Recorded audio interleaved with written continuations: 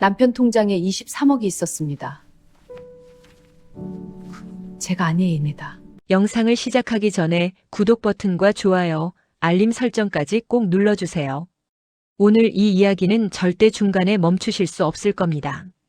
끝까지 함께 해주시면 마지막에 반드시 댓글 남기고 싶어지실 거예요. 자, 시작합니다. 남편이 죽고 나서야 저는 그가 누구인지 알았습니다.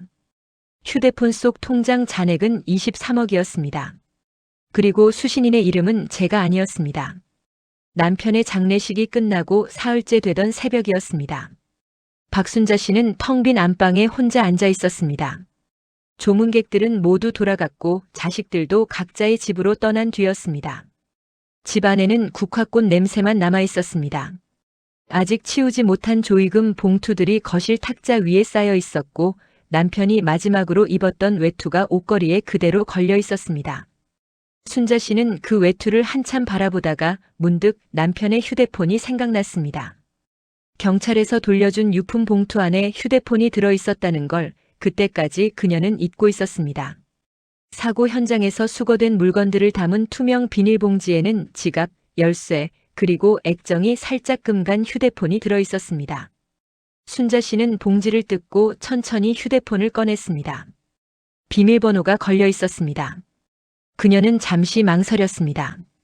30년을 함께 산 남편이었지만 그의 휴대폰 비밀번호를 따로 물어본 적이 없었습니다. 서로의 공간을 침범하지 않는 게 이 부부의 오래된 방식이었습니다. 하지만 지금 남편은 세상에 없었고 보험 처리며 회사 정리며 해야 할 일들이 산처럼 쌓여 있었습니다. 중요한 연락처나 서류가 있을 수도 있었습니다. 순자 씨는 손가락으로 남편의 생일 숫자를 눌렀습니다. 틀렸습니다. 결혼기념일을 눌렀습니다. 역시 틀렸습니다. 마지막으로 딸 지연이의 생일을 눌렀습니다. 화면이 열렸습니다. 처음에는 별다른 것이 없어 보였습니다. 연락처, 문자, 카카오톡. 평범한 중년 남성의 휴대폰이었습니다. 순자 씨는 카카오톡을 열었습니다. 가장 최근 대화가 위에 떠 있었습니다. 보험사, 거래처, 아들 준혁, 딸 지현, 그리고 이름이 없는 번호 하나. 10-XXXX-XXX. 마지막 메시지 수신 사고 당일 새벽 4시 17분. 남편의 사고 시각이 새벽 4시 53분이었습니다. 순자 씨의 손가락이 그 대화창을 눌렀습니다. 첫 줄에 뜬 메시지가 그녀의 눈에 박혔습니다. 오늘 다 정리되면 연락할게. 통장은 건드리지 마. 남편이 보낸 메시지였습니다. 수신인의 답장은 없었습니다. 순자 씨는 화면을 위로 스크롤했습니다. 대화 내역이 거슬러 올라가기 시작했습니다. 한 달치, 두 달치, 석 달치. 그녀는 손이 떨리는 것을 느꼈습니다. 내용을 다 읽기도 전에 가슴 한편에서 묵직한 것이 내려앉기 시작했습니다. 그 대화창 속에는 그녀가 알지 못하는 남편이 살고 있었습니다.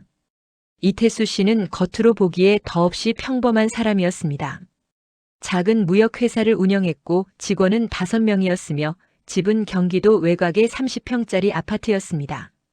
차는 10년 된 중형 세단이었고 외식은 한 달에 2번, 여행은 1년에 1번 국내가 전부였습니다.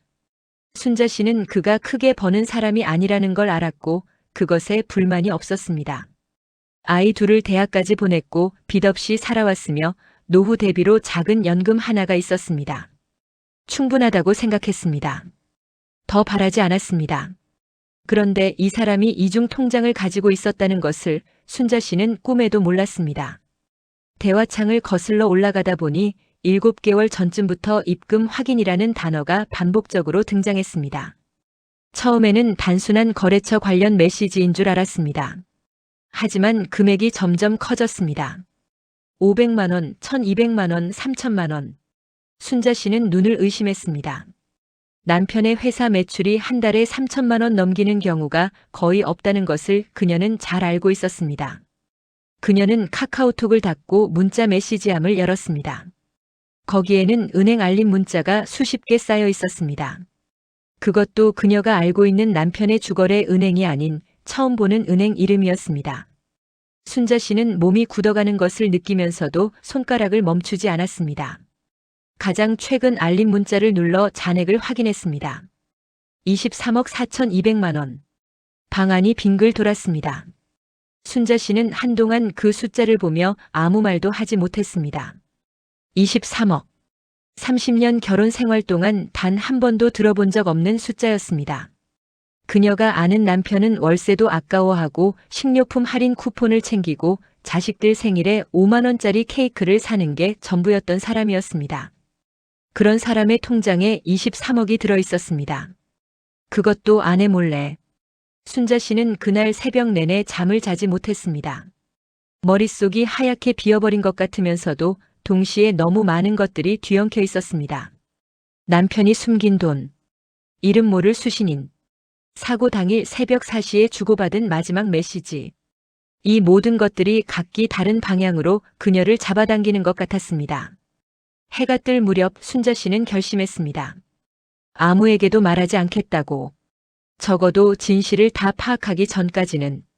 가장 먼저 한 일은 은행이었습니다.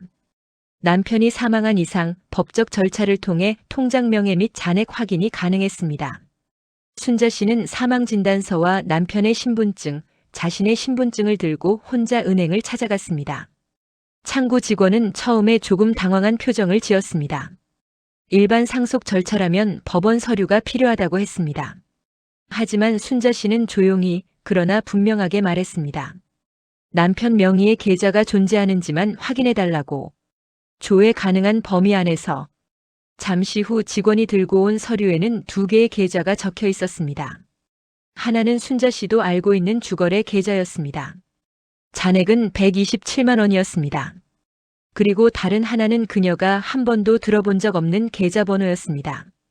잔액 확인란에는 별표 처리가 되어 있었지만 계좌가 존재한다는 사실 자체는 부정할 수 없었습니다. 이 계좌 개설일이 언제인가요?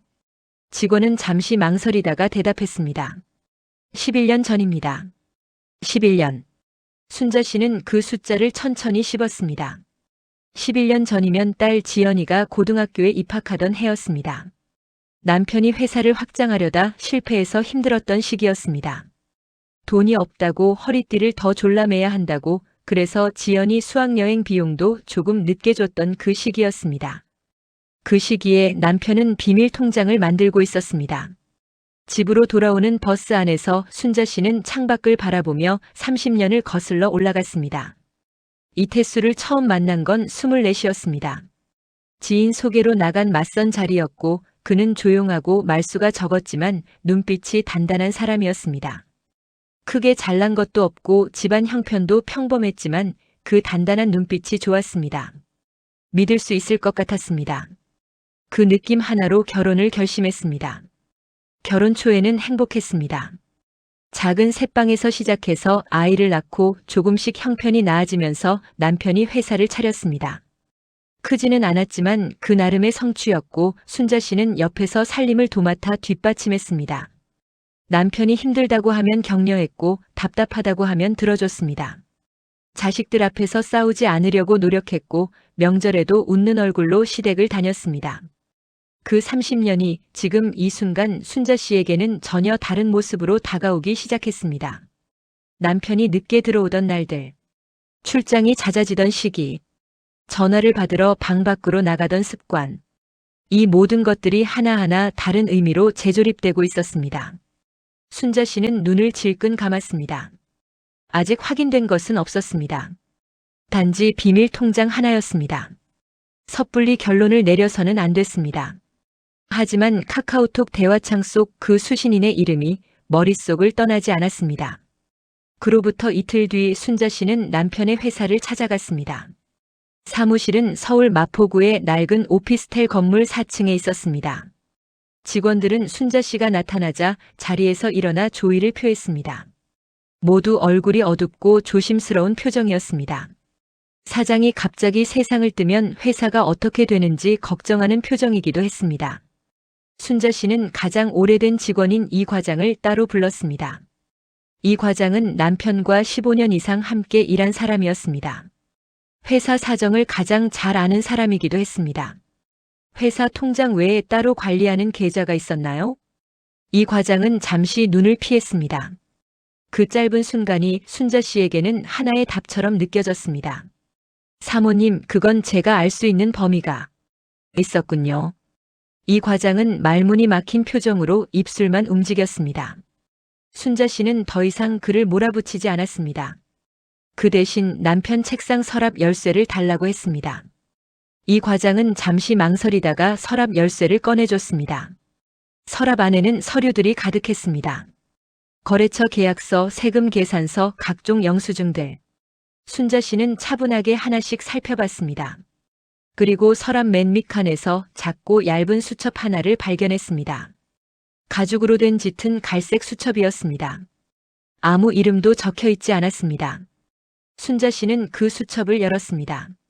첫 페이지에는 날짜와 금액이 빼곡하게 적혀 있었습니다. 단위가 100만 원이었습니다. 수첩의 첫 기록은 11년 전이었습니다. 마지막 기록은 남편이 사고로 세상을 떠나기 사흘 전이었습니다. 순자 씨는 마지막 줄에 적힌 숫자를 확인했습니다.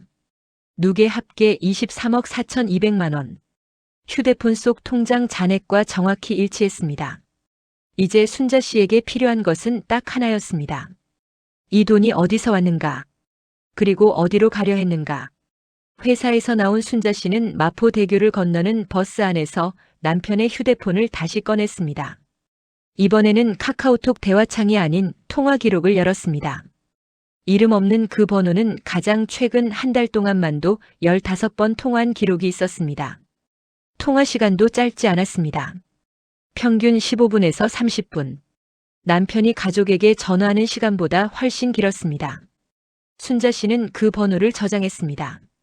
그리고 통신사에 문의해서 명의자 확인을 요청하기로 했습니다. 물론 쉬운 절차가 아니었습니다. 하지만 방법이 없는 것도 아니었습니다. 이런 경우를 처리해본 경험이 있는 법무사를 아는 친구가 있었습니다.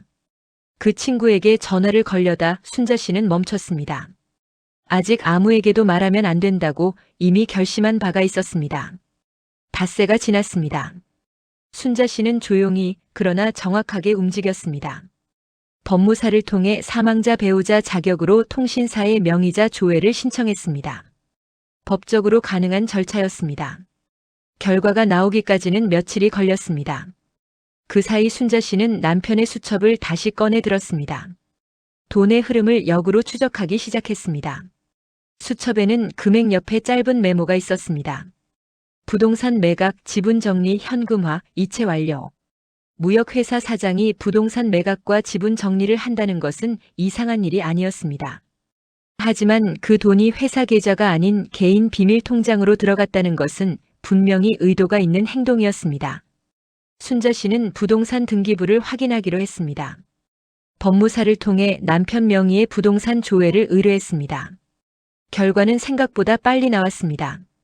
남편은 순자 씨가 전혀 알지 못하는 부동산 2곳의 지분을 가지고 있었습니다. 경기도 외곽의 상가 건물 하나와 충청도 어딘가의 토지 한 필지였습니다. 2곳 모두 이미 매각 처리가 끝난 상태였습니다. 매각 시점은 각각 2년 전 그리고 6개월 전이었습니다. 그 매각 대금이 비밀 통장으로 들어갔을 것이었습니다. 남편은 재산을 팔고 있었습니다.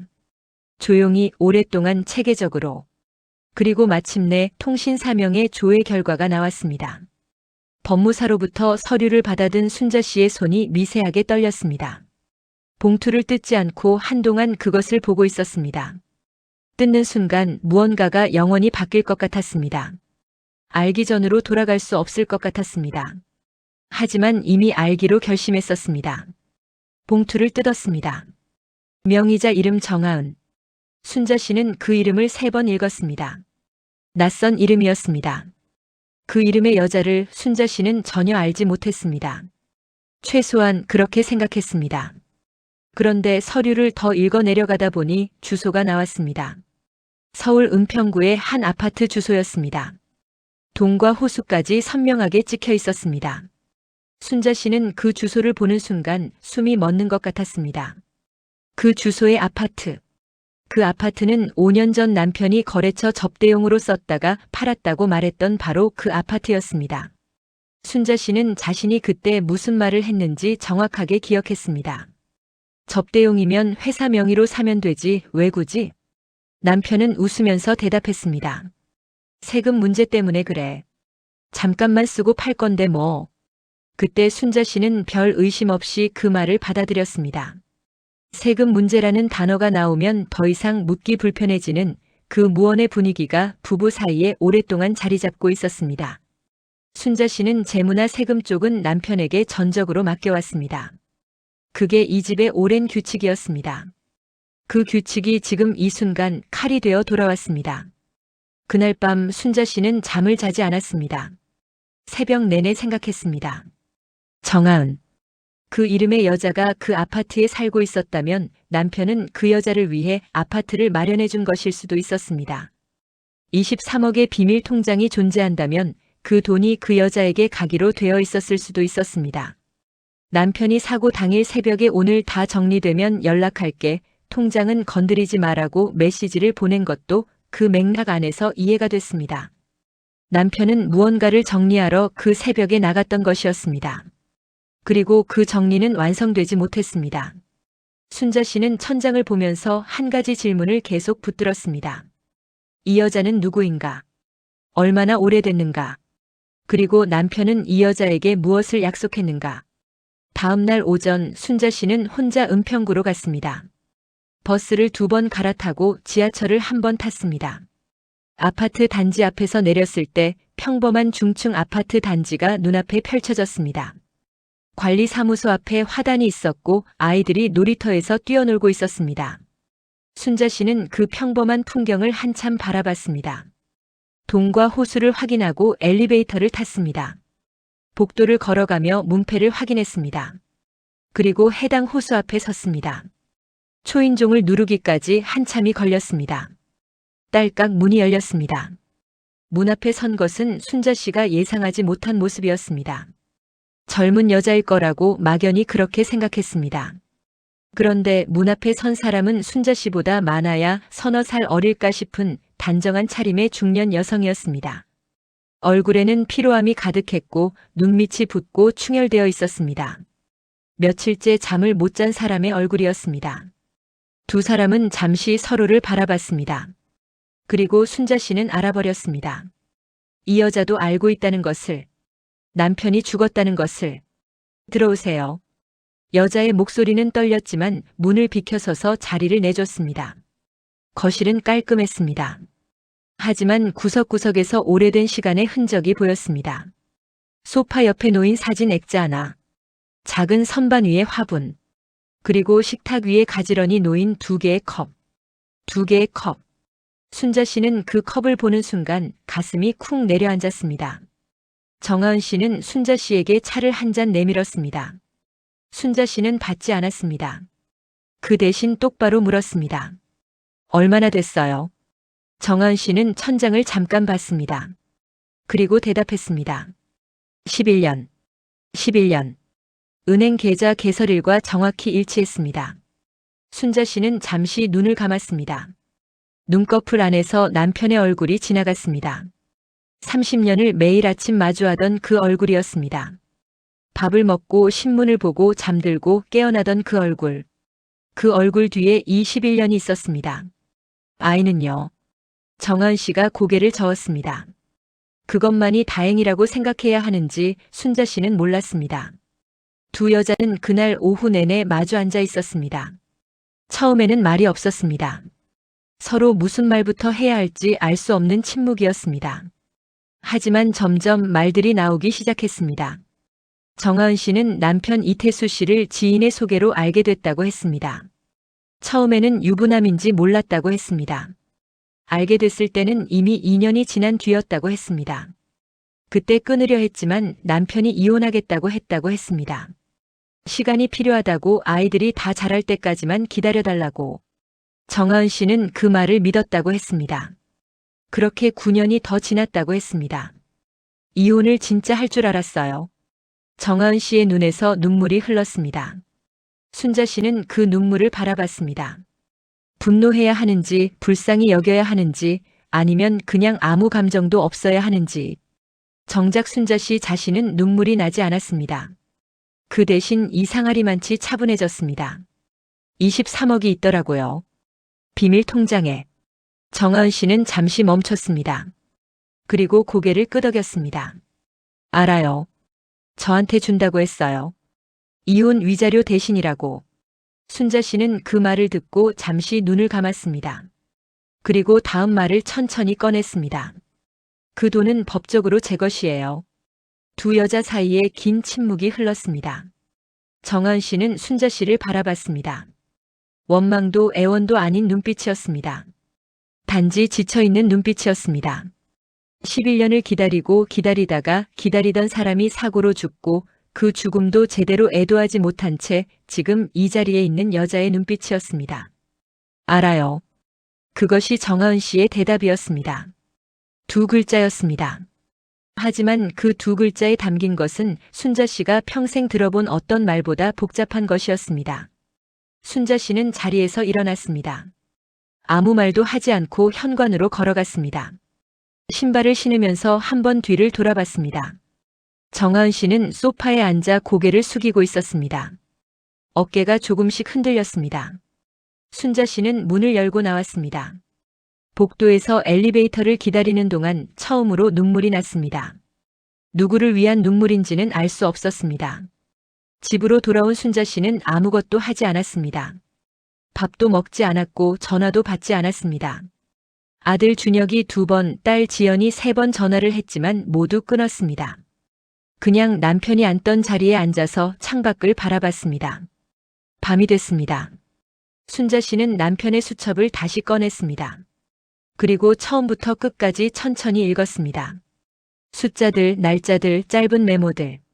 11년의 기록이 그 작은 수첩 안에 담겨 있었습니다. 이 수첩을 들고 이 자리에 앉아서 혼자 이것을 기록했을 남편의 모습을 상상해 봤습니다.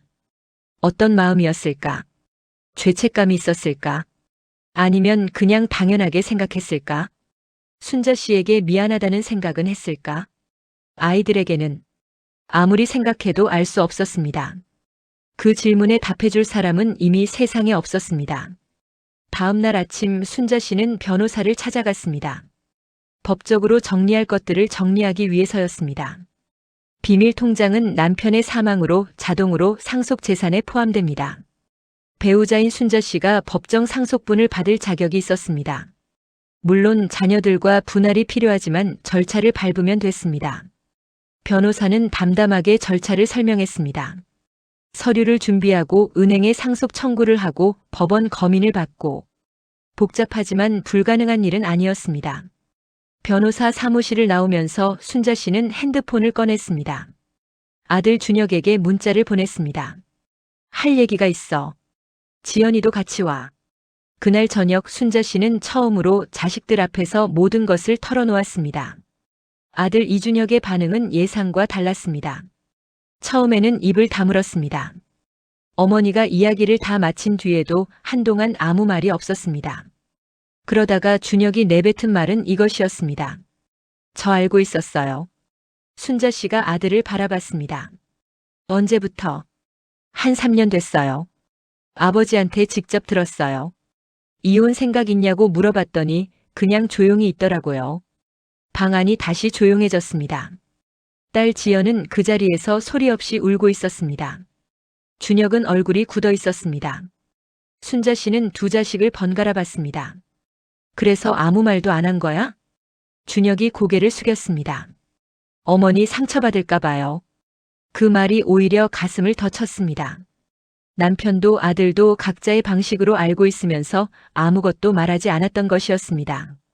이 집에서 혼자 아무것도 모르고 살아온 것이 자신이었다는 것을 순자 씨는 그 순간 완전히 실감했습니다. 그날 밤 이후로 집안의 공기가 바뀌었습니다. 자식들은 상속 절차를 도왔습니다. 준혁은 법적인 부분을 정리하는 데 발벗고 나섰고 지연은 어머니 곁에서 심리적으로 버텨주려 했습니다. 며느리 한소희는 조용히 있었습니다. 처음부터 조심스럽고 말이 없었던 그녀가 이 일에 대해서는 더더욱 아무 말도 하지 않았습니다. 상속 절차는 2달 가까이 걸렸습니다. 그 사이 순자 씨는 다시 은평구에 가지 않았습니다. 정하은 씨에게 연락도 하지 않았습니다. 변호사를 통해 필요한 서류만 처리했습니다. 법은 명확했습니다. 비밀 통장의 잔액은 상속 재산이었고 그것은 법적 배우자와 자녀들에게 귀속됐습니다. 정하은 씨가 받을 수 있는 것은 법적으로 아무것도 없었습니다. 순자 씨는 그 사실을 알면서도 이상하게도 통쾌하지 않았습니다. 상속 절차가 마무리된 날 순자 씨는 혼자 한강에 나갔습니다. 봄이 오고 있었습니다. 강변에는 산책하는 사람들이 많았습니다. 순자 씨는 벤치에 앉아 강물을 바라봤습니다. 물이 빠르게 흘러갔습니다. 멈추지 않았습니다. 어디로 가는지도 모르면서 그냥 흘렀습니다. 30년이 그랬을 것이었습니다. 순자 씨의 30년은 흘렀습니다.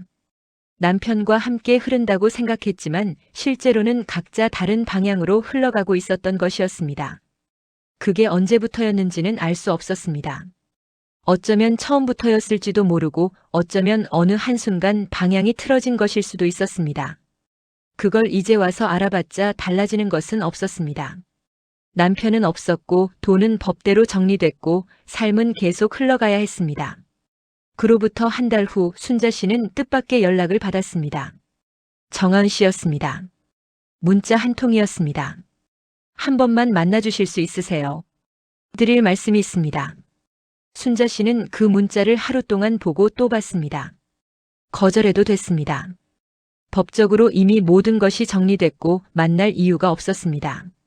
하지만 이상하게 발걸음이 움직였습니다. 그 여자가 하고 싶은 말이 무엇인지 궁금하기도 했습니다. 순자 씨는 만나겠다고 답장을 보냈습니다. 두 번째 만남은 중간쯤에 있는 카페에서였습니다. 정하은 씨는 먼저 와서 기다리고 있었습니다.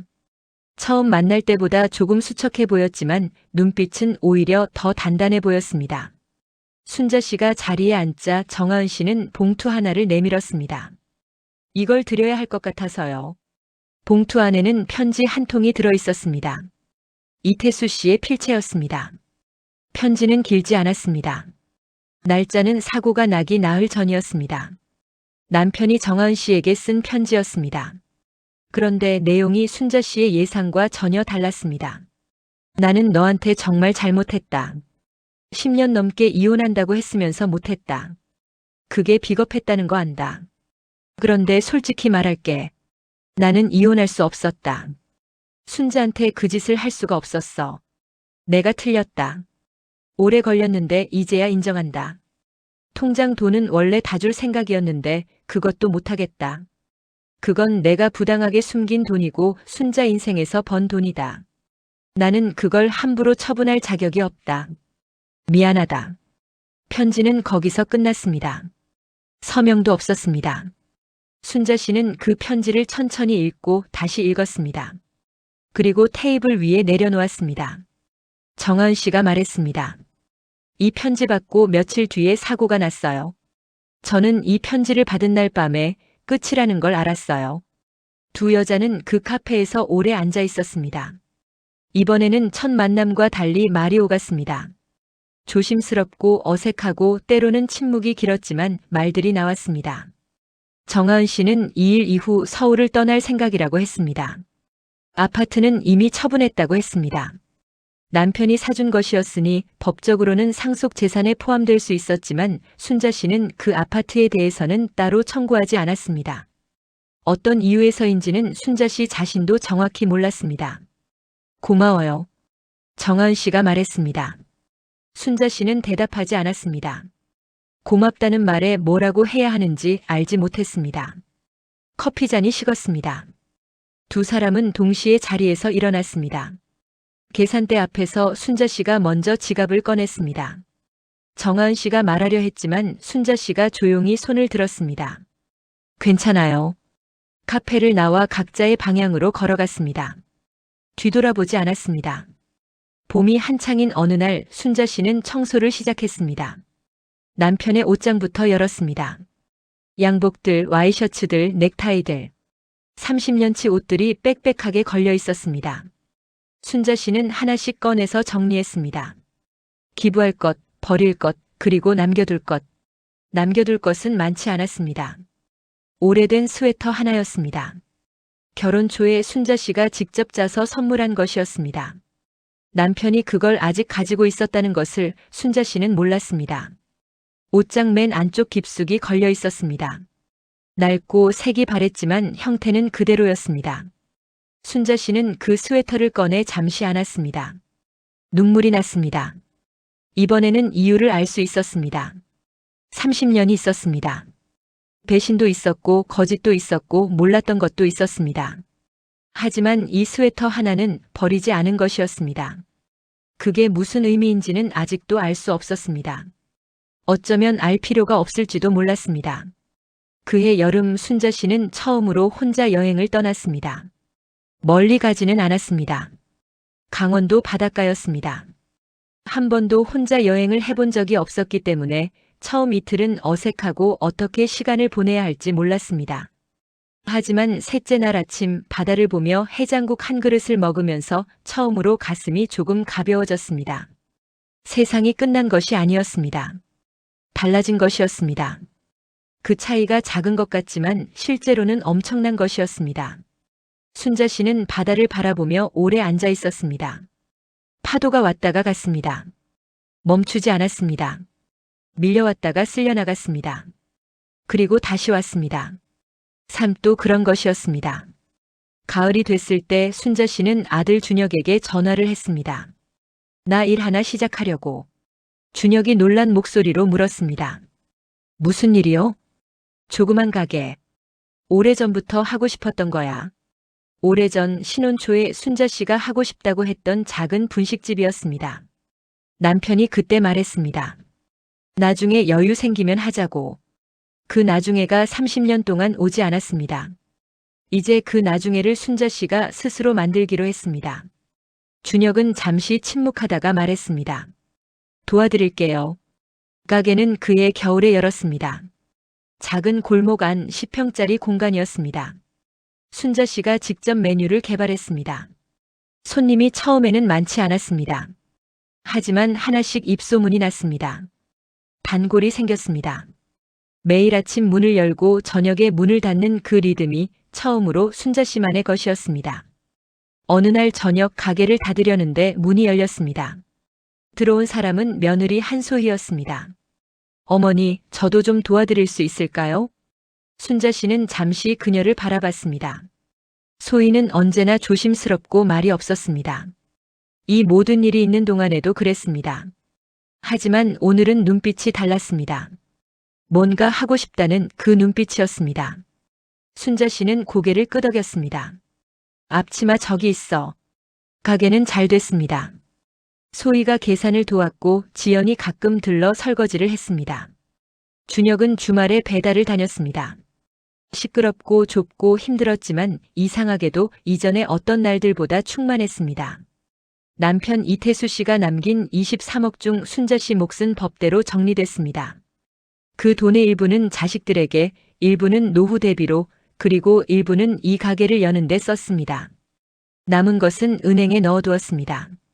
어디서 온 돈인지를 순자 씨는 항상 기억했습니다.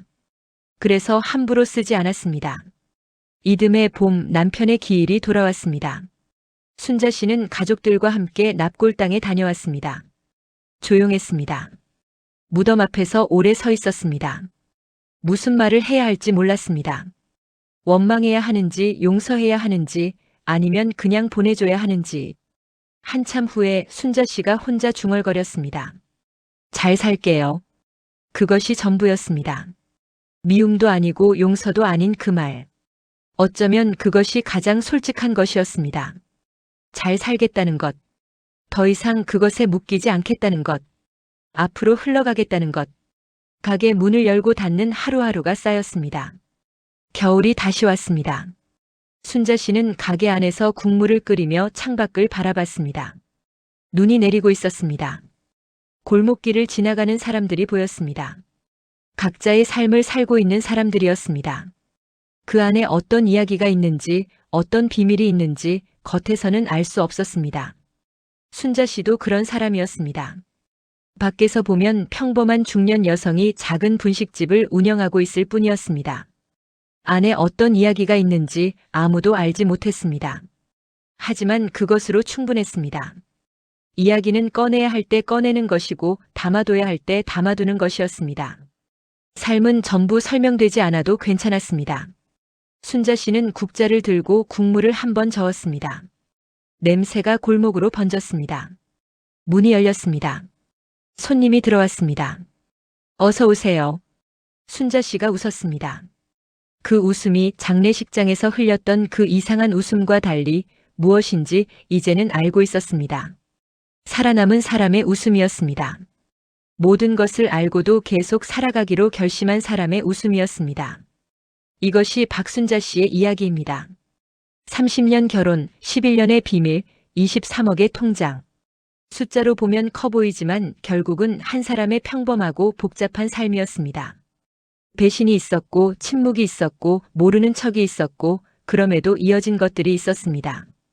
그 모든 것을 지나 순자 씨는 오늘도 국물을 끓이고 있습니다. 오늘 이야기 여기까지입니다. 끝까지 함께 해주셔서 진심으로 감사합니다. 이 이야기가 마음에 남으셨다면 구독 버튼과 좋아요, 알림 설정까지 꼭 눌러주세요. 여러분의 구독 한 번이 이 채널이 계속 이야기를 전할 수 있는 힘이 됩니다. 댓글에 여러분의 생각을 남겨주시면 하나하나 다 읽겠습니다. 다음 이야기에서 다시 뵙겠습니다.